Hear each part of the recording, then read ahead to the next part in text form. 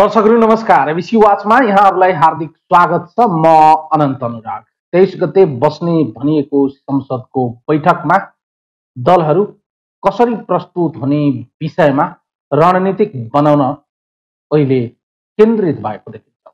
दलहरू एकपक्षीय, द्विपक्षीय र त्रिपक्षीय रूपमा आन्तरिक र बाहिरी तयारीको सङ्केतहरू देखाइरहेका छन्। दलहरू द्विपक्षीय, एकपक्षीय रूपमा बसेर 23 गते बस्ने संसदको बैठकमा कसरी प्रस्तुत हुने विषयमा गहन छलफलमा केन्द्रित भएको अहिले महसुस भएको देखिन्छ। संसदको प्रमुख प्रतिपक्षी दल नेपाली कांग्रेसको एउटा अडान रहिआएको छ। त्यसैगरी नेकपाको अहिले माधव र प्रचण्ड पक्षले संसदमा 23 गते अविश्वासको प्रस्ताव कसरी ल्याउने भन्ने बारेमा रणनीतिक बनाउने दिशातर्फ आफ्ना पाइलाहरू, कार्यक्रमहरू अगाडि सारेको देखिन्छ। यता संसदभित्र रहेको अर्को महत्त्वपूर्ण पक्ष मधेस केन्द्रित दल जसपाले पनि कसरी संसदभित्र आफ्नो पोजिसन क्लियर गर्ने भन्ने बारेमा केन्द्रित रहेको देखिन्छ। यद्यपि जसपाका नेताहरूले प्रचण्ड र माधव पक्षसँग द्विपक्षीय छलफलमा तपाईहरूको पार्टी कुन हो भनेर प्रश्न गर्दा त्यसको स्पष्ट रूपमा कुनै उत्तर नआइसकेको अवस्थामा मधेस केन्द्रित दल 23 गते बस्ने भनिएको बैठकमा कसरी प्रस्तुत हुनेछ, आजको सन्दर्भलाई हामी उठान गर्नेछौँ। हामीसँग हुनुहुन्छ जसपाका नेता अमरेश नारायण सादी। कार्यक्रममा उहाँलाई स्वागत गरौँ। नमस्कार अमरेशजी, कार्यक्रममा स्वागत। धन्यवाद। सामान्य भाषामा आम जनताले बुझ्ने गरी बताइदिनुहोस्, 23 गतेको बैठक तपाईहरूको लागि रणनीतिक रूपमा कति महत्त्वपूर्ण? 23 गतेको बैठक देशको लागि नै महत्त्वपूर्ण छ मलाई लाग्छ। किनभने देशमा जुन नयाँ संविधान हामीले बनाए त्यो संविधानलाई जसरी संविधानलाई नै बिथोल्ने, संविधानलाई नै समाप्त पार्ने जुन अहिलेको सरकार, ओली सरकारबाट जुन क्रियाकलाप भयो त्यसलाई जसरी निस्तेज गर्यो सर्वोच्च अदालतले, र सर्वोच्च अदालतले अर्डर नि दियो, निर्णय नि दियो कि 13 दिनभित्र तपाईँ सदन बोलाउनुहोस्, र त्यही अनुसार यो सदन 23 गते बस्दैछन्। र मलाई लाग्छ यो देशको लागि नै एउटा नयाँ आयाम हो, एउटा नयाँ रिभाइभल हो। संविधानलाई हामीले जोगाउनमा सक्षम भएको हुनाले यो हाम्रो लागि एउटा उत्साह पनि छ, खुसी पनि छ, र अगाडिको रणनीति कसरी बनाउने प्रोपर एउटा थलो पनि छ सदन। निश्चित रूपमा अब यसमा त्यो दिन कसरी जाने हो यो हामी भन्दा बढी डिपेन्ड गर्छ जुन सत्तामा बसेका पार्टी छन् र विपक्षमा बसेका पार्टी छन्, जुन आफूलाई यो देशको मुख्य पार्टी भन्छन्, तिनीहरूको क्रियाकलापमा मुख्य रूपमा यो आउने सदन कसरी अगाडि बढ्छ त्यसमा उहाँहरूको रोल, उहाँहरूको नीति, उहाँहरूको त्यसलाई कार्यान्वयन गर्ने क्षमताको परीक्षण हुनेछ। र निश्चित रूपमा हाम्रो पार्टीको हाम्रो सोच यो हुनेछ कि पूर्ण रूपले एउटा प्रजातान्त्रिक तरिकाले यो सदनको कारवाही अगाडि बढोस्। हामी सबै सदनमा आफ्नो कुरा प्रस्तावका साथ राखौँ र सदनबाट नै कुनै यो देश कसरी अगाडि बढाउने त्यसबारेमा निर्णय गरेर तपाईहरूको प्राथमिकताको हिसाबले हेर्दा चाहिँ तपाईहरूको अहिलेको पोजिसन, संसदभित्रको सङ्ख्यात्मक पोजिसन र प्राथमिकताको हिसाबले हेर्ने हो भने जसपाको लागि प्राथमिकता के हो?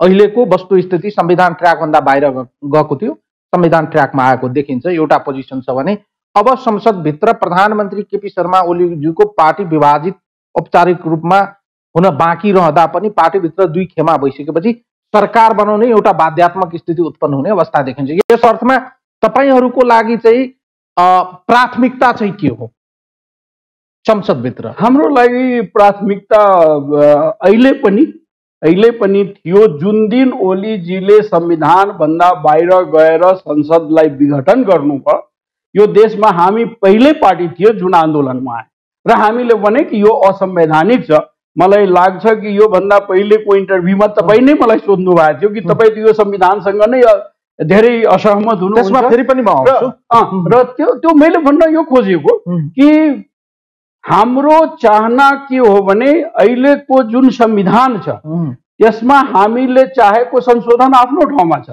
तर निश्चित रूपमा यो संविधान बमोजिम यो मेन धारा जुन छ त्यो हिसाबले सदन अगाडि बढोस् र हाम्रो रोल हाम्रो नीति यो हुनेछ कि संविधानमा प्रजातान्त्रिक तरिकाले हरेक कारवाही अगाडि बढोस्, अप्रजातान्त्रिक तरिकाले कुनै पनि काम अगाडि नबढोस्।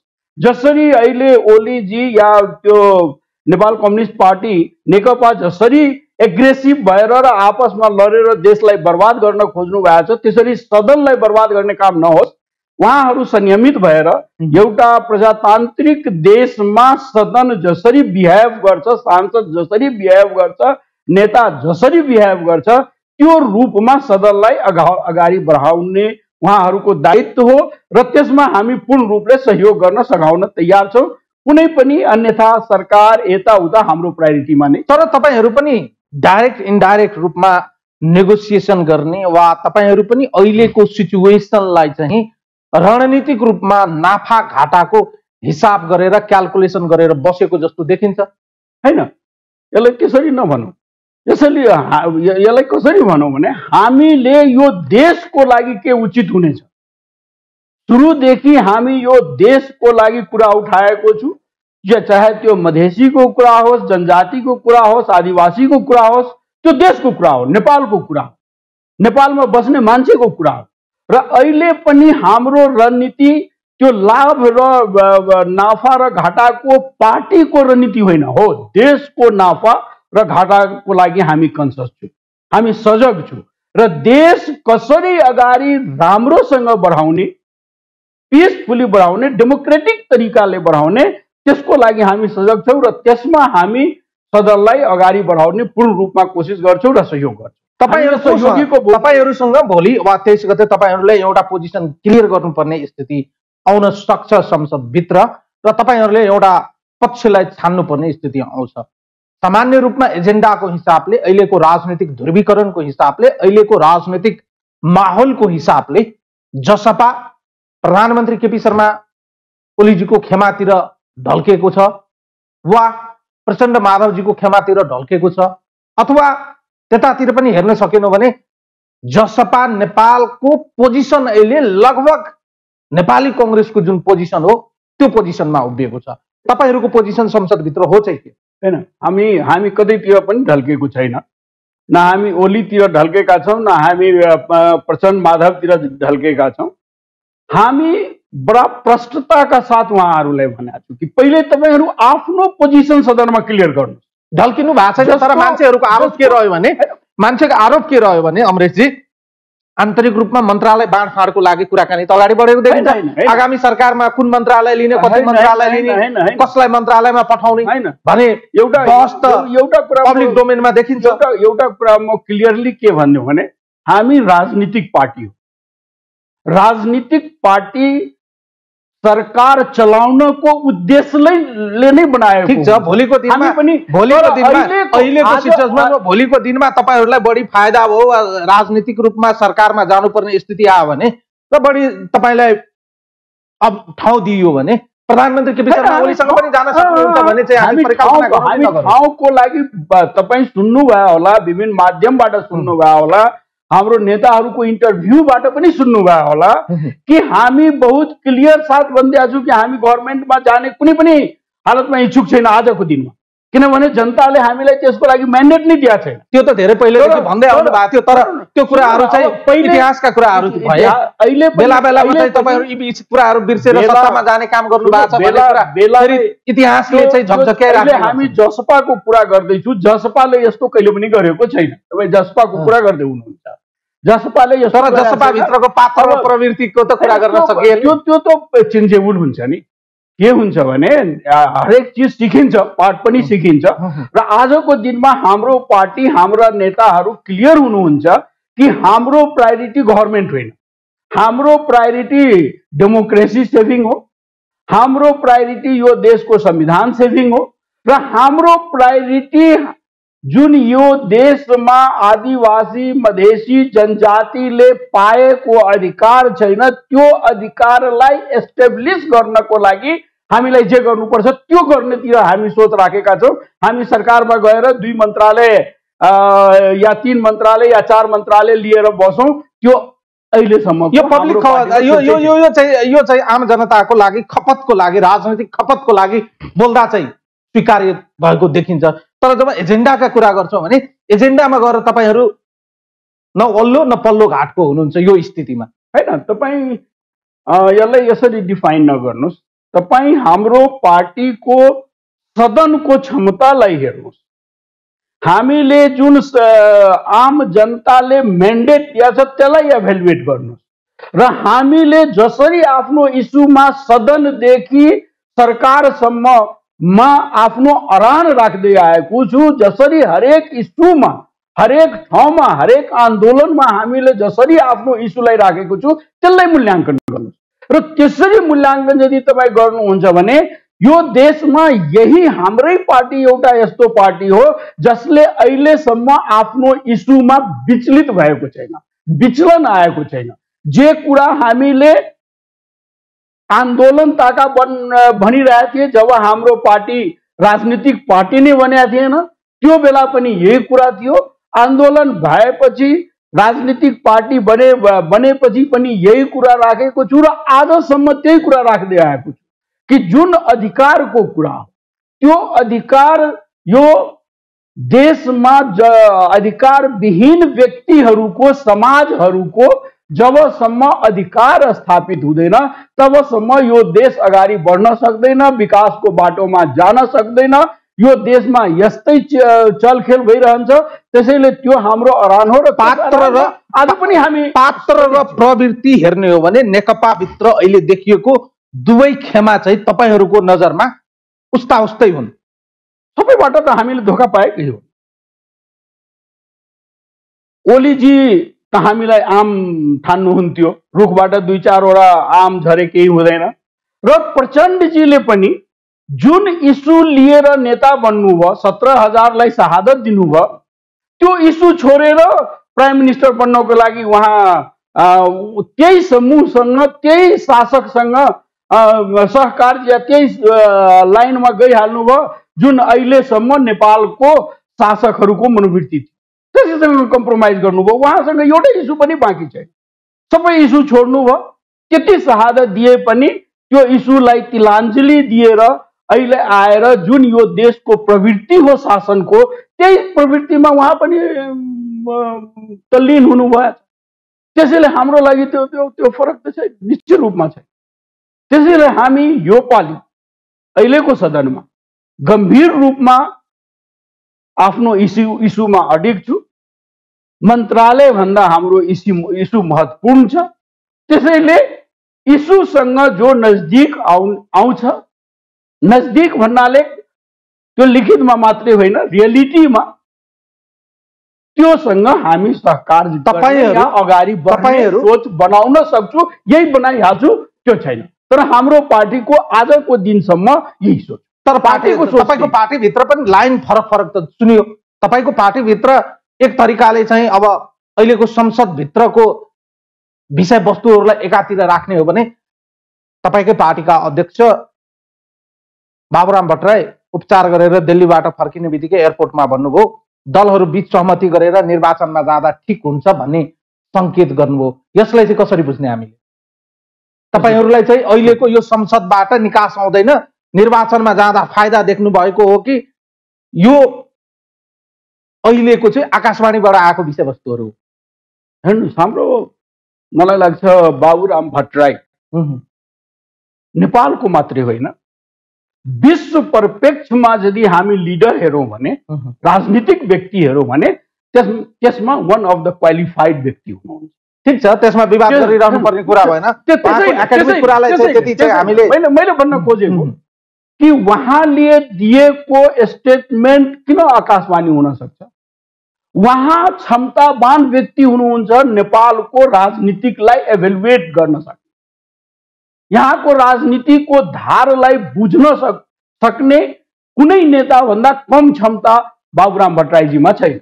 र आजको परिप्रेक्ष्यमा यदि यस्तो कुरा, यो पार्टीको निर्णय उहाँले भन्नुभएको छैन र अहिलेसम्म पार्टी आशंका किन नगर्ने?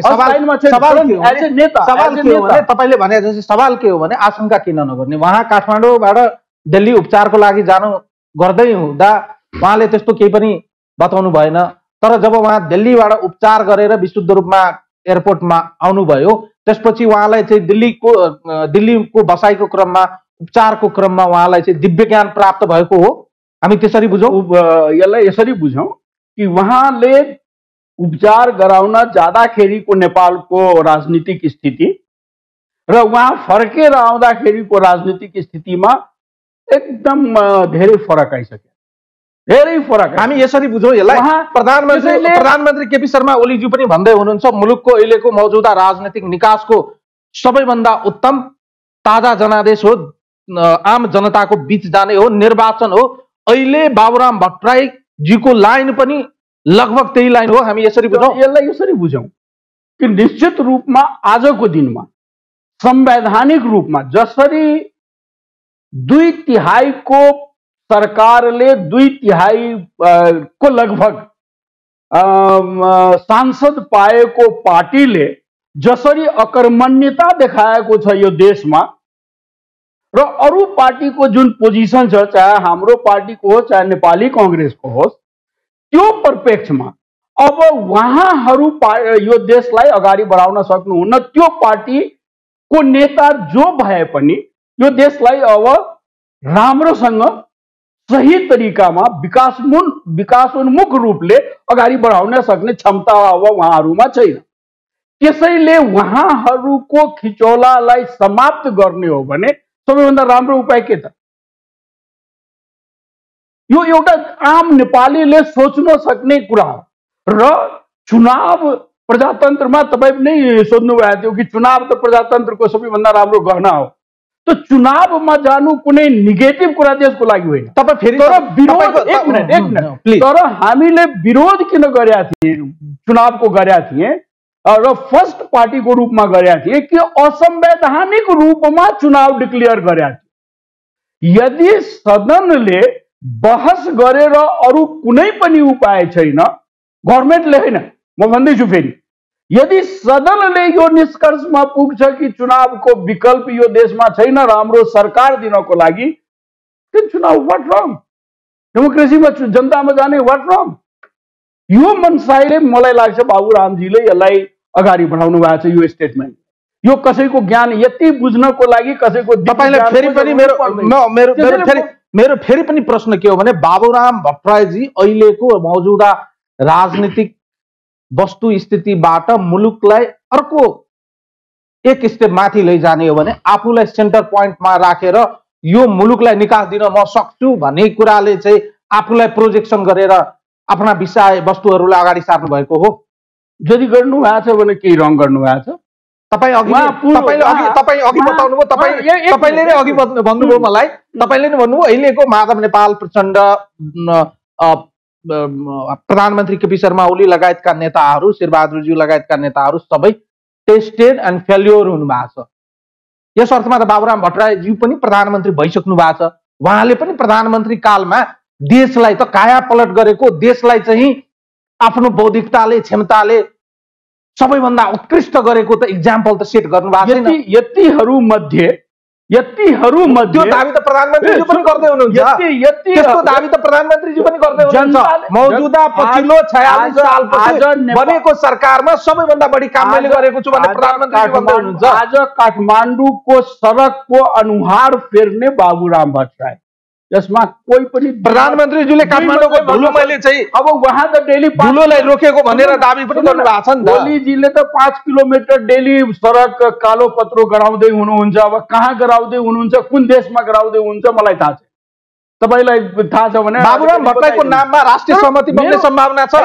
नेपाली कांग्रेसले बाबुराम भट्टराईलाई किन स्वीकार गर्ने, प्रचण्डजीले माधवजीले किन स्वीकार गर्ने, प्रधानमन्त्री केपी शर्मा ओलीज्यूले चाहिँ आफ्नो कुर्सी चटक्कै दिएर बाबुराम भट्टराईजी आइदिनुस्, अहिलेको मुलुकको स्थितिलाई चाहिँ सम्हालिदिनुस् भन्ने स्थिति छ। बाबुरामजी यति हल्को मान्छे होइन कि ल त मलाई दान दे दे म दानमा बस्छु भनेर त्यो नेता बाबुरामजी पक्कै होइन।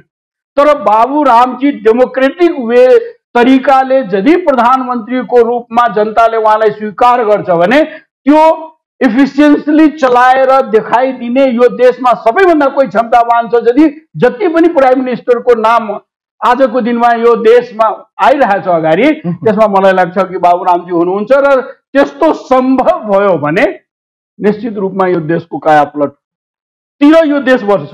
यो 2 साल 4 सालमा भइहाल्छ त्यो त म भन्दैन, तर बाबुरामजीले ओली जस्तो हावादारी कुरा गरेर खाली हावामा सब चिज राखिदिनुहुन्छ त्यस्तो मान्छे बाबुराम। एक्लै तपाईहरु सरकार बनाउन सक्नुहुन्न भन्ने कुराको हेक्का बिर्सिनु भए जस्तो छ। हैन, मैले भनेकै छैन कि सरकारको कुरै म गरिरहेको छु, किनभने तपाई संसद भित्रको तपाई संसद भित्रको क्षमताको बारेमा कुरा गर्दै छु। तपाईहरुसँग संसद भित्रको क्षमता भनेको 34 हो, त्यसमध्ये चाहिँ 2-3 वटा चाहिँ तलमाथिले कारबाहीको प्रक्रियामा आदि इत्यादि छ। भनिसके कि म त सोच्न पनि सक्दैन अहिले सरकारको बारेमा। हाम्रो पार्टीले यस्तो सोच पनि राखेको छैन। म बाबुरामजीको व्यक्तिगत रूपमा जब तपाईँ कुरा गर्नुभएको छ त्यसको मैले उत्तर दियो। तपाईँ त प्रधानमन्त्री बाबुरामजी मात्रै होइन, तपाईको पार्टीभित्र महन्त ठाकुरजी पनि देख्दै हुनुहुन्छ, उपेन्द्र यादवजी पनि अहिलेको स्थितिमा प्रधानमन्त्री बन्न पाइन्छ कि भन्ने सपना देख्दै हुनुहुन्छ उहाँहरू पनि। 3 करोड नेपालीको सपना हो यो देशको प्राइम मिनिस्टर बन्ने। यो कुन ठुलो कुरा हो? 3 करोड नेपालीले सपना हेर्न सक्दैन कि म देशको प्राइम मिनिस्टरहरू बनाऊ? त्यस डेमोक्रेसी त्यसैको लागि ल्याएको नि। राजाको पद छिन्न गाह्रो थियो, राजाको सपना सबै नेपालीले हेर्न सक्दैन। त्यो प्राइम मिनिस्टरको सपना त 3 करोड नेपालीले हेर्ने डेमोक्रेसी हो नि। त्यसैको लागि त लडेको, त्यसैको लागि त डेमोक्रेसी ल्याएको कि 3 करोड जनता क्षमतावान छन् प्राइम मिनिस्टर बन्नको लागि। ओली बाहेक जति गरे पनि तपाईहरु जति चाहिँ प्रधानमन्त्री केपी शर्मा ओलीजीको खेदो खने पनि उहाँलाई विस्थापित गर्न तपाईहरु लगायतका राजनीतिक दलको संसदभित्र दाँतबाट पसिना निस्केको त सजिलै अनुमान गर्न सकिन्छ नि। हैन, संसदभित्र हाम्रो जे आजको दिनमा पब्लिकले हामीलाई म्यान्डेट दिएको छ त्यो रूपमा हामी केही पनि गर्न सक्दैन, म स्वीकार छु। तर यो देशको जनताले उहाँलाई जे पनि गर्छ र हामीले सदनमा हाम्रो दायित्व जति जनताले हामीलाई दिएको थियो नि सदनको लागि त्यो भन्दा बढी हामीले गरेर देखाएको छ। त्यसैले मलाई गर्व छ कि हामी त्यो पार्टीसँग आबद्ध छु जुन पार्टी यो देशको पिछडेको वर्गहरूसँग, पिछडेका जातहरूसँग, पिछडेका समुदायहरूसँग जसको जनसङ्ख्या यो देशमा 2/3 भन्दा बढी छ त्यसको लागि लड्ने पार्टी हो। त्यसको लागि लड्छ र सदनमा गएर त्यसलाई कहीँ पनि आफ्नो इस्यु छोडेर काम गरेको छ। त्यो गभर्नमेन्टमा जाँदाखेरि मन्त्री बन्दा पनि आफ्नो इस्यु छोडेर गएन, आफ्नो इस्युलाई लिएर गयो। सक्यो कि सकेन त्यो अर्को कुरा हो। त्यसमा तपाईँ क्वेसन तपाईँ अलिकति ब्याक फर्केर हेर्नुभयो भने 62-63 देखि अहिलेसम्म आउँदा मधेस केन्द्रित तत्कालीन मधेस केन्द्रित दलदेखि लिएर जसपासम्म आइपुग्दा सम्भवतः यो बीचमा बनेको 11-12 वटा सरकारसँग बिरलै यस्तो सरकार छ जुन सरकारसँग मधेस केन्द्रित दलको कुनै न कुनै दलको 1 बुँदे 2 बुँदे 4 बुँदे 5 बुँदे 6 बुँदे हुँदै 22 बुँदे 8 बुँदे कति हो कति अनगिनत रूपमा सहमति सम्झौताहरू भएका छन्। दाबी एजेन्डाको गरिए तापनि, मधेसी जनताको हक अधिकारका कुरा गरिए तापनि क्षणिक रूपमा स्वार्थ केन्द्रित केही व्यक्तिलाई मन्त्री बनाउनको लागि 1 वा 2 मन्त्रालय प्राप्त गरेपछि यो र त्यो बहानामा विषयवस्तुलाई विषयान्तर गरेर सत्तामा गएको धेरै लामो कालखण्ड भएको छैन। अहिलेको प्रधानमन्त्री सम्माननीय केपी शर्मा ओलीजीको सरकारमा तपाईकै पार्टीका अध्यक्ष उपेन्द्र यादवजी नगएको धेरै टाढा भएको छैन, धेरै समय पनि भएको छैन। यस अर्थमा हेर्ने हो भने मधेसको अधिकारको लागि, आम जनताको अधिकारको लागि सत्तामा गए पनि त्यहाँबाट चाहिँ एउटो सिन्का भाँच्न नसकेपछि, खाली आफ्ना भेस्टेड इन्ट्रेस्ट पुरा गरिसकेपछि त्यहाँबाट कसरी सहज तरिकाले निस्किने र आम जनतामा फेरि चाहिँ त्यो विषयवस्तुलाई चाहिँ डाइल्युट गरेर विषयान्तर गर्ने भन्ने कुरातिर बढी केन्द्रित भएको देखिन्छ। यो विषयलाई जोडेर हेर्ने हो भने नियत, नीति र नेतृत्वमाथि जहिले पनि प्रश्न गर्ने ठाउँ देखिन्छ। आनन्दजी, यो कुरा अरू पत्रकारले सोधिएको भए म यसलाई अन्यथा लिने थिएन। तर तपाईँ जुन यो देशसँग पूर्ण रूपमा भेग्नु भएको छ, मधेससँग पनि भेग्नु भएको छ, मधेसको गली गली तपाईँलाई थाहा छ, मधेसको गाउँ गाउँ तपाईँलाई थाहा छ। तपाईँले यस्तो क्वेसन तपाईँसँग मैले उम्मीद गरेको थिएँ। किनभने ठिक छ, गल्ती भयो होला, हाम्रो नेतासँग पनि गल्ती भएको होला।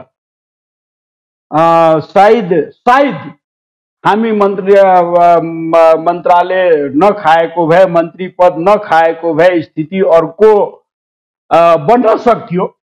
तर त्यो मन्त्री खाएर आज हामीले मधेसमा कम्तीमा हजारौंको संख्यामा नेता पैदा गरिदिया छु। आज हाम्रो नेताले हर गाउँ चलाइरहेछन्। आज हामीले गर्दाखेरि कम्तीमा 100 नेता यस्ता छन् जो प्रमुख भएर गाउँ चलाइरहेका छन्। जसले 5 पैसा डिल गर्न पाइरहेको थिएन त्यसले 20औं करोड रुपैयाँ आज आफ्नो मातहतमा खर्च गर्ने क्षमतावान व्यक्ति बनिसकेका छन्। त्यस्ता हजारौं व्यक्ति हामीले पैदा गरेका छौं। यो देन होइन, यो पोलिटिकल देन, यसलाई मान्नुहुन्न। तपाईँ यो उम्मीद गर्नु भएको छ कि 10 सालमा 62 सालदेखि हाम्रो आन्दोलन मुख्य रूपमा अगाडि बढेको, अहिले 77 मा हामी छौं। यो देशमा जुन देशका पूर्ण रूपका शासक 3 वटा शासक हुन्छन्, एउटा पर्मानेन्ट शासक जुन ब्युरोक्रेट हो, अर्को पोलिटिकल शासक जुन यो देशमा बदलेकै छैन। शासन व्यवस्था जति बदले पनि शासक यो देशमा बदलेको छैन। त्यही शासक तपाईहरुसँग बाध्यता छ। तपाईहरुसँग बाध्यता छ के भने तपाईहरुसँग बाध्यता के छ भने तपाईकै विषयमा म चाहिँ आएर चाहिँ तपाईसँग बाध्यता के छ वा तपाईको दलसँग बाध्यता के छ वा तपाईका नेताहरुसँग बाध्यता के छन् भने झट्ट हेर्दा जसपा भित्र वैचारिक दृष्टिकोणले पनि विभिन्न किसिमका विचारधारालाई हिजोका दिनमा अंगीकार गरेका प्रवृत्ति, पात्र र नेतृत्वको जमघट भएको देखिन्छ। त्यहाँ कम्युनिस्ट विचारधारालाई हिजोका दिनमा मूलधारको राजनीतिमा रहेका नेताहरू पनि हुनुहुन्छ। समाजवाद, प्रजातान्त्रिक मूल्य मान्यताको आधारमा रहेर लामो समय जीवनको कालखण्ड चाहिँ प्रजातान्त्रिक आन्दोलन, प्रजातन्त्रका मुद्दाहरूप्रति समर्पित रहेर आन्दोलन गरेका नेताहरू पनि हुनुहुन्छ। तपाईको पार्टीभित्र विशुद्ध रूपमा मधेसवादमा आधारित रहेर मधेस केन्द्रित मुद्दालाई उत्थान गरेका नेताहरूको पनि जमघट रहेको छ। तपाईको पार्टीभित्र पूर्व राजाका समर्थक र सारथीको रूपमा रहेका पात्रहरू पनि तपाईको पार्टीमा रहेको छ। यो विचारधाराको रूपमा हेर्ने र तपाईहरुसँग एउटा बाध्यता के छ भने राष्ट्रिय राजनीतिमा आफ्नो पोजिसनलाई कायम राख्नको लागि वा आफ्नो प्रभुत्व वा आफ्नो उपस्थिति देखाउनको लागि तपाईहरुसँग 3-4 मध्ये एउटासँग तपाईहरुको सामिप्यता हुनै पर्छ। प्रधानमन्त्री केपी शर्मा ओलीजीसँग हुनुस्, अहिलेको स्थितिमा नेपाली कांग्रेससँग हुनुस् वा प्रचण्डसँग हुनुस् वा माधव नेपाल वा प्रचण्ड खेमासँग हुनुस्, यो तपाईहरुको बाध्यताको बीच तपाईहरुले छान्नु पर्यो भने अन्ततः तपाईले छान्नु पर्ने बाध्यता होला नि, छान्नु हुन्छ नि। मलाई लाग्छ यो बाध्यता भन्दा पनि यो देशको यथार्थ या हाम्रो आन्दोलनको यथार्थ के हो भने हामी कुनै विदेशीको एगेन्स्टमा लडिरहेछ।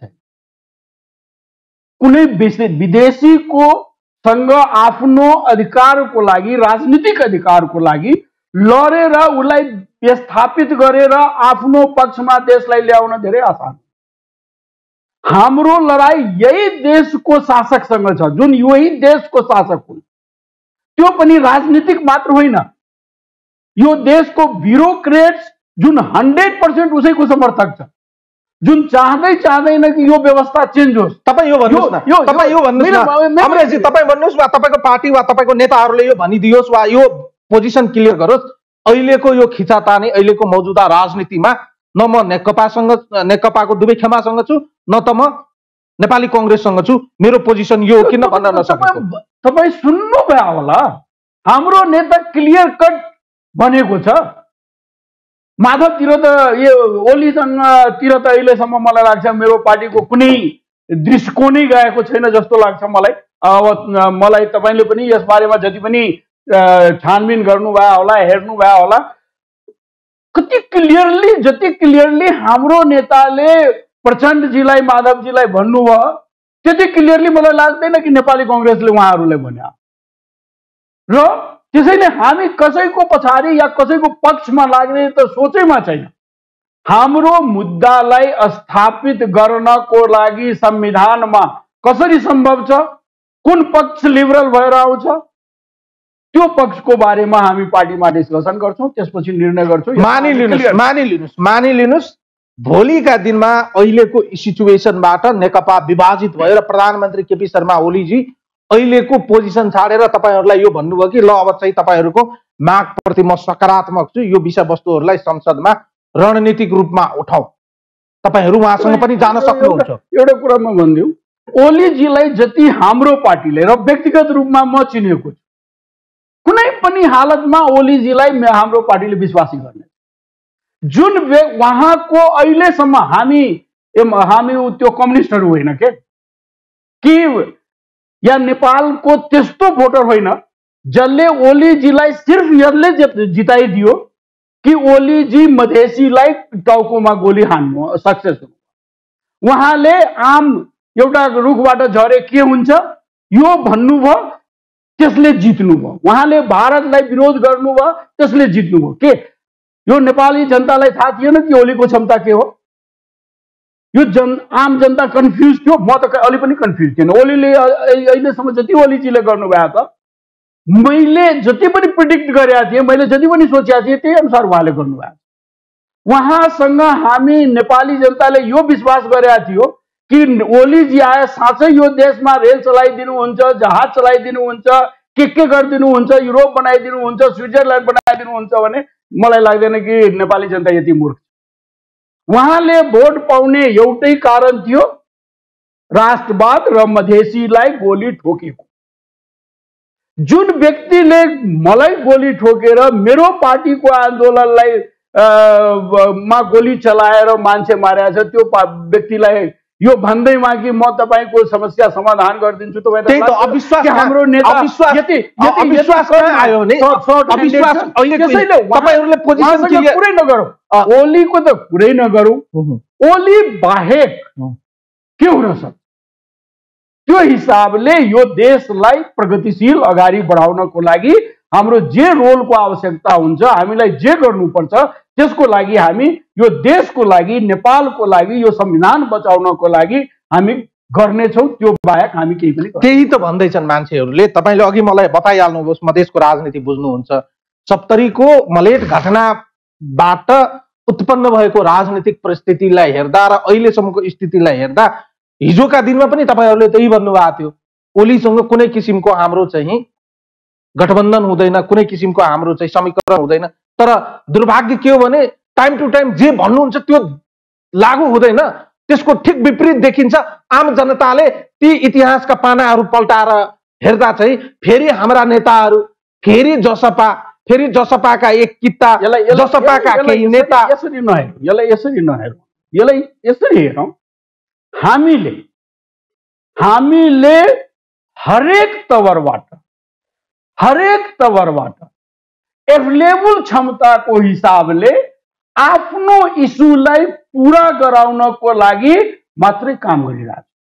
हामी यदि सरकारमा गएका थियौँ, ओलीको सरकारमा, भने ओली र प्रचण्डले विश्वास दिलाएर एग्रिमेन्ट गरेर 10 चोटि बैठक गरेर कि हामी संविधान संशोधन गर्छौं, हामी इस्युलाई छोडेर हाम्रो नेता मन्त्री बन्न गएका थिएन।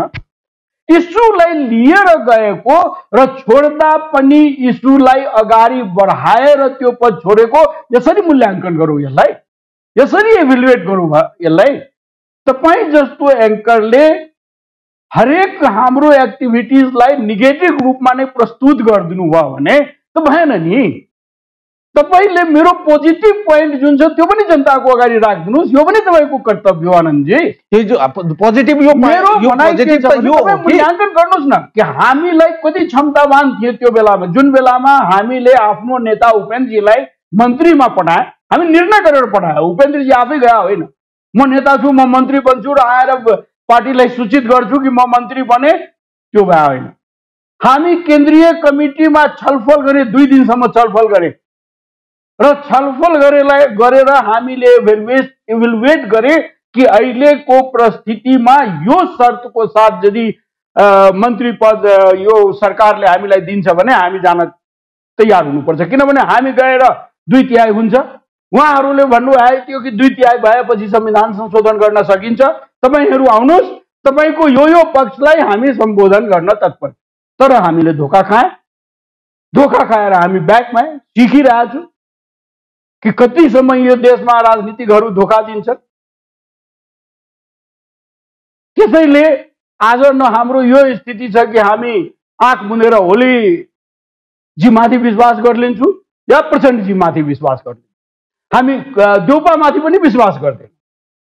देउपाजीले भन्दैमा कि आउनु सरकार चलाऊ, हामी तपाईँ यो भन्दै हुनुहुन्छ 23 गतेको बस्ने संसदभित्र कुनै पनि समीकरणभित्र जसपा छैन। जसपा सारा चीजलाई इभ्यालुएट गर्नेछ, त्यहाँको स्थितिलाई इभ्यालुएट गर्नेछ र देशको हितमा जे हुन्छ त्यो त्यतातिर मात्रै पाइला चाल्छ। यो पालि न मन्त्रीमण्डल हाम्रो प्रायोरिटीमा छ, तपाईँ हेर्नु होला, म भन्दैछु, न हाम्रो प्रायोरिटीमा प्रचण्डजी हुनुहुन्छ न देउपाजी हुनुहुन्छ। देश हित हाम्रो प्रायोरिटीमा छ र हाम्रा नेताहरू जुन सदनमा आउनुहुन्छ, चाहे बाबुराम भट्टराई, चाहे मान ठाकुर, चाहे उपेन्द्रजी, सबै सक्षम हुनुहुन्छ इभ्यालुएट गर्न र जे पनि निर्णय गर्छौँ हामी त्यो पार्टीमा छलफल गरेर, कार्य समितिमा छलफल गरेर मात्रै हामी अगाडि बढ्छौँ। हामी सिधै कसैको पछाडि लाग्नेवाला छ।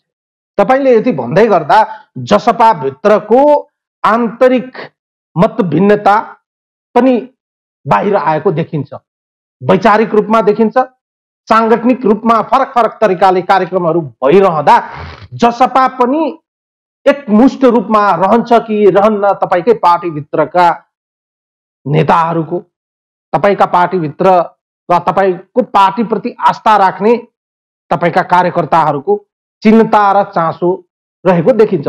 यस अर्थमा जसपाको विभाजनको पनि आशंका व्याप्त रूपमा रहेको पाइन्छ। जसपा इन्ट्याक्ट रहने आधार छ। यो यो यो यो खोइ अब कहाँ कोही इन्फर्मेसन हो, तर मलाई लाग्छ कि ओभर भ्यालुएसन हो यो। हेर्नुहोस्, हाम्रो पार्टी मोस्ट डेमोक्रेटिक पार्टी हो। तपाईँ नै भन्नुभयो, हामी विभिन्न ठाउँबाट विभिन्न पोलिटिकल क्यारेक्टरबाट आएका व्यक्तिहरू हुन् यो पार्टीमा। त्यसैले हाम्रो पार्टीमा मतभिन्नता, कुनै विषयमा छलफल, विचार विमर्श डेमोक्रेसीको यो त गहना नै हो। यही एउटा यस्तो पार्टी छ आजको दिनमा जहाँ व्हिप चल्दैन। कम्युनिस्टहरू ओली जस्तो व्हिप चल्दैन, या प्रचण्ड जस्तो व्हिप चल्दैन, या देउपाजी जी जस्तो व्हिप चल्दैन। हाम्रो पार्टीमा बजाप्ते डिस्कसन हुन्छ र डिस्कसनको मतलब नै हुन्छ बात। एउटा कुरा आउँछ, त्यसमा पक्ष पनि हुन्छ र विपक्ष पनि हुन्छ र कुरामा पक्ष र विपक्ष हुँदैमा यो पार्टी फुट्न लाग्यो कसैले, या यसमा मतभेद हुनु कुनै क्राइम होइन। मलाई तपाईसँग कुनै चिज, तपाईको मत मेरो तपाईको मत नमिल्न सक्छ कुनै चिज, तर भित्रबाट एक अर्काप्रति द्वेष हुनु हुँदैन। हाम्रो पार्टीमा द्वेष नेताहरूको बीचमा या कार्यकर्ता नेताको बीचमा डिस्कसन। त्यही त आम मान्छेले प्रश्न के गरे भने, आम मान्छेले प्रश्न के भने आम मान्छेले तपाईको पार्टीभित्रको डायनामिक्समा भित्र एक मिनटमा यहाँको क्यारेक्टर के छ भने, अहिलेसम्म हामी के देख्दै आएको छु भने कि नेतालाई विरोध गर्दैन, चाहे त्यो डेमोक्रेटिक पार्टी होस्, नेपाली कांग्रेस, कम्युनिस्टमा त कुरै आउँदैन, तर हाम्रो पार्टीमा यो हुन्छ। त्यसैले यो सुन्नासाथ के लाग्छ भने यो पार्टीमा धेरै विवाद छ, तर यो विवाद होइन। हाम्रो पार्टी मोस्ट डेमोक्रेटिक पार्टी हो। बिना कार्य समितिको निर्णयको नेता कुनै पनि काम गर्न सक्दैन। त्यसले गर्दाखेरि डेमोक्रेटिक पैटर्न एडप्ट गरेको कारणले यस्ता चिज बाहिर सुन्नमा आउँछ, तर भित्रमा हाम्रो नेताहरू वेल मेच्योर्ड हुनुहुन्छ। नेपालको परिपक्व नेताजीहरू मध्ये हाम्रो पार्टीमा नेताजीहरू त्यही त आम मान्छेको वा तपाईँकै पार्टीभित्रको खेमाको कुरा गर्दा तपाईँहरूको पार्टीभित्र पूर्व समाजवादी पार्टी र पूर्व राजपाको कुरा गर्ने हो भने पूर्व राजपाहरूले आयोजना गरेको कार्यक्रममा उपेन्द्र यादवका पूर्व पार्टीका समर्थक कार्यकर्ता सहभागी नहुने, उपेन्द्रजी स्वयं सहभागी नहुने, पूर्व समाजवादीहरूले आयोजना गरेको कार्यक्रममा पूर्व राजपाका नेताहरूलाई नबोलाउने, त्यसमा चाहिँ कार्यकर्ताहरू सहभागी नहुने घटनाक्रमहरूले धेरै कुरा पस्ट्याएको देखिँदैन। यो ओली या कम्युनिस्ट समूहका पत्रकार र कांग्रेस समूहका पत्रकारहरूद्वारा फैलाइएको हल्ला हो।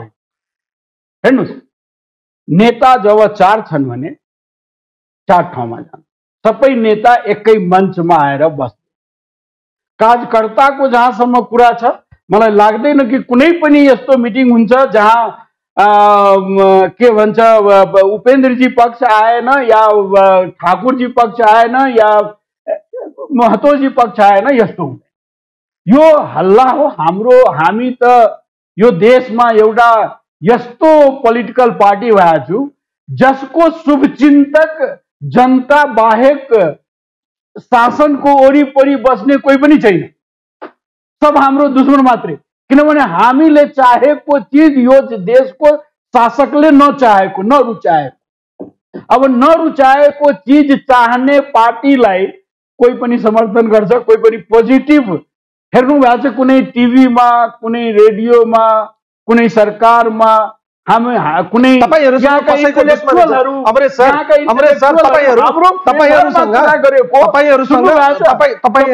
तपाईको पार्टीसँग वा तपाईको पार्टीको बुझेको मान्छे मेरो पनि जब गर्दैन भने मेरो प्रश्न के हो भने व्यक्तिगत रूपमा तपाईको पार्टीका नेताहरूसँग, तपाईको पार्टीसँग, तपाईको विचारधारासँग कसैको दुश्मनी छैन, नहोला। कसैको केही खाइदिनु भएको छैन वा पत्रकारहरूले वा बुद्धिजीवीहरूले वा नागरिक समाजले जसपाको केही लिइदिएको छैन वा जसपाले चाहिँ उहाँहरूको केही लिइदिएको छैन। विचारधाराको, कार्यशैलीको, नेतृत्वको, चिन्तन, सोच र व्यवहारको कुरो चाहिँ आम रूपमा यो आम जनताको सरोकारको विषय हो। हाम्रो प्रश्न कलेक्टिभली वा इन्डिभिजुअली कुनै रेज गर्दा हाम्रो आधार के हो भने पब्लिकको हेर्ने पर्सेप्सन र तपाईप्रतिको बुझाइ के हो, हाम्रो फाउन्डेसन आधार हो। यस अर्थमा हेर्दा तपाईले जसरी भन्नुभयो कि समर्थन गर्ने विषयवस्तु व्यक्तिको रूपमा अमरेश नारायण सिंहजी मेरो घरको मान्छे हुनु होला एउटा पाटो, तर जब विचारधाराको लाइनको कुरा आउँछ र एउटा न्यूनतम एथिकल कुरा आउँछ, नैतिकताको कुरा आउँछ, नियतको कुरा आउँछ, त्यहाँनिर तपाईलाई मैले प्रश्न गर्ने के हो भने इन्स्टिट्युसनको हिसाबले। एक्ज्याक्टली र हामी तयार त्यसैको लागि भएर जुन पनि टिभीमा जहाँ पनि सञ्चार माध्यममा हामीलाई बोलाइन्छ हामी जान्छौँ, आफ्नो कुरा राखौँ। तर अहिलेसम्म आम नेपालीको सञ्चार माध्यम जुन अब लगभग टिभीको रूपमा पनि 50 भन्दा बढी आइसक्यो होला, कतिको पोजिटिभ हाम्रो यो हाम्रो पार्टी यो देशमा पोजिटिभ काम केही पनि गरेको छैन, गर्दैन। म भन्दैछु, अहिले पनि भन्दैछु कि जसपा यस्तो पार्टी हो जसले 2/3 आवाजको कुरालाई लिएर लडिरहेका छ। जो अहिलेसम्म मन्त्री बन्नु, शासक बन्नु हुँदैन, प्राइम मिनिस्टर बन्नु हो इम्पोर्टेन्ट हो। प्राइम मिनिस्टर बन्नु इम्पोर्टेन्ट के त्यसको लागि इन्टाइटल छैन। मधेसीहरू सक्षम छैन, आदिवासी जनजाति सक्षम छैन यो देशमा। सभामुख बन्नको लागि सक्षम छैन। त्यसको लागि तपाईं कुनै एकजना सुन्नु टिभीले यो कम्युनिटीको हिसाबले मलाई मेरो प्रश्न फेरि तपाईले प्रधानमन्त्री बन्नको हाम्रो प्रधानमन्त्री बन्न लायक हाम्रो मधेसीहरू हुनुहुन्छ होला। हाम्रो नेतासँग र हामीसँग खाली यति नै सोधिन्छ कि तपाईहरू त खाली मन्त्री बन्नको लागि आन्दोलन गर्नुभयो, मधेसीलाई यसरी गर्नुभयो, यो गर्नुभयो, ऊ गर्नुभयो। कति जनाले ओलीसँग यो चीज सोध्न जान्छ या प्रचण्डसँग कि तपाईँ कति मारेर के गर्नुभएको छ, के यो देशलाई प्राइम मिनिस्टर बनाउने दरकार तपाईँको होइन? तपाईँको पार्टीमा मधेसी छैन, जनजाति छैन, आदिवासी छैन? कति टिभीले सोध्छ। अहिले पनि जति पनि सञ्चार माध्यम हेर्नुहोस्, जति पनि प्रवाह गर्ने समाचार प्रवाह गर्ने माध्यमहरू छन्, त्यसमा हेर्नुहोस् चारैजनाको नाम आउँछ। ओली, प्रचण्ड, देउपा, बाबुराम। किन बाबुरामको नाम आउँछ, किन उपेन्द्रजीको नाम आउँदैन, किन मान ठाकुरको नाम आउँदैन? के यो सञ्चार माध्यमले यो बाइसनेस छैन? सञ्चार माध्यमको एउटा पोजिसन हामीले राख्दाखेरि सञ्चार माध्यमले यसलाई अन्यथा नलिनु।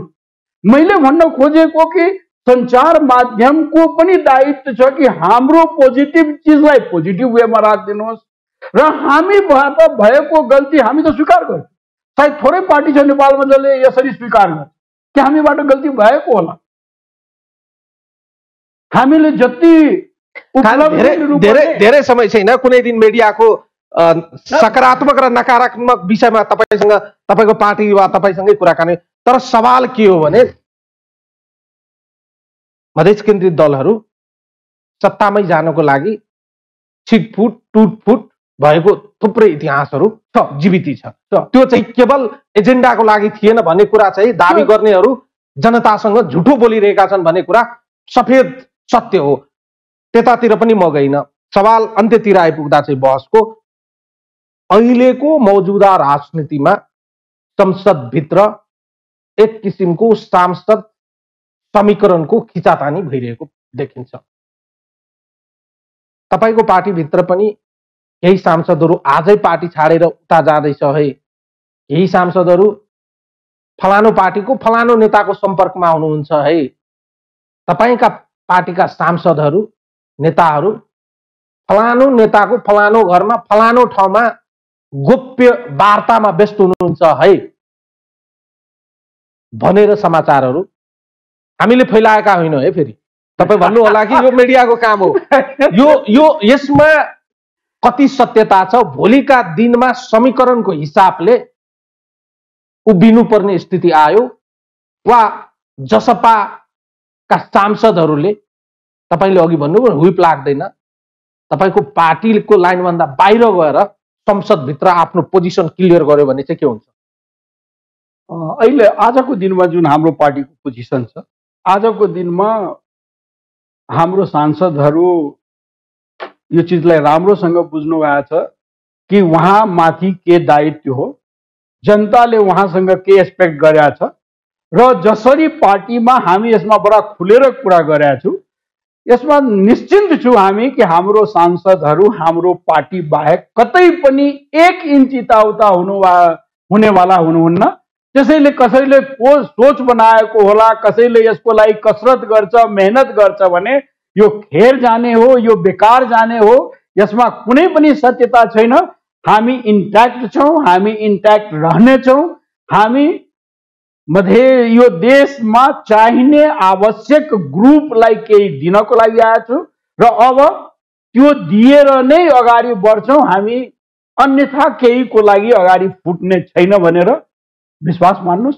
अन्तिम हाम्रो पार्टीमा संसदभित्र त्रिकोणात्मक समीकरण बन्ने स्थिति अथवा नेपाली कांग्रेस, प्रचण्ड माधव खेमा र जसपा बीच त्रिकोणात्मक समीकरण बन्यो भने जसपा त्यसलाई स्वीकार गर्छ कि गर्दैन? हैन, हेर्नुस्, हाम्रो जुन स्थिति छ नि सदनमा, तपाईँ बडा प्रष्ट स्थिति छ।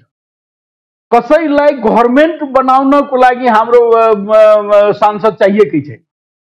जे समीकरण अहिले आइरहेछ, जसरी एमालेमा फुट्ने जुन संख्या छ, र नेपाली कांग्रेसको जुन संख्या छ त्यसमा गभर्नमेन्ट बनाउनको लागि हाम्रो आवश्यकता सदनमा पर्छ जस्तो मलाई लाग्दैन र त्यसैले हाम्रो गभर्नमेन्टको लागि कोही हामीलाई सोध्न आउँछ पुछ्न आउँछ भने त्यस्तो न मलाई लाग्छ न यसमा कुनै सत्यता हुन्छ हो यो देशलाई पोजिटिभ ट्र्याकमा लग्नको लागि जुन ट्र्याक भन्दा बाहिर ओलीजीले यो देशलाई धकेलिदिनु भएको छ लगिदिनु भएको छ त्यसबाट ट्र्याकमा ल्याउनको लागि हाम्रो सहकार्यको आवश्यकता कसैले महसुस गर्यो भने हाम्रो जुन माग छ त्यो मागलाई सम्बोधन गरेर जाने स्थिति बन्यो भने त्यतातिर हामी काम गर्छौं हैन भने सिर्फ सरकारमा जानको लागि हाम्रो पार्टी कुनै बिट मार्नुभन्दा अगाडि बताइदिनुहोस् संसद भित्र 23 गते अविश्वासको प्रस्ताव प्रधानमन्त्रीको विरुद्धमा आयो भने तपाईहरु पक्षमा कि विपक्षमा त्यो स्थिति के हुन्छ त्यसमा हामी अहिलेसम्म कुनै निर्णय गरिसकेका छैन पार्टीमा डिबेट भइसकेका छैन व्यक्तिगत रूपमा म आफ्नो धारणा दिन सक्छु तर पार्टीले अहिले यसमा स्पष्ट धारणा नबनाएसम्म मैले यहाँ राख्नु उचित हो तपाईलाई धन्यवाद धन्यवाद धन्यवाद धन्यवाद तपाईँ दर्शकहरू आजको लागि यो संवाद यति नै सम्पूर्ण युनिट लागत मलाई पनि बिदा दिनुहोस् नमस्कार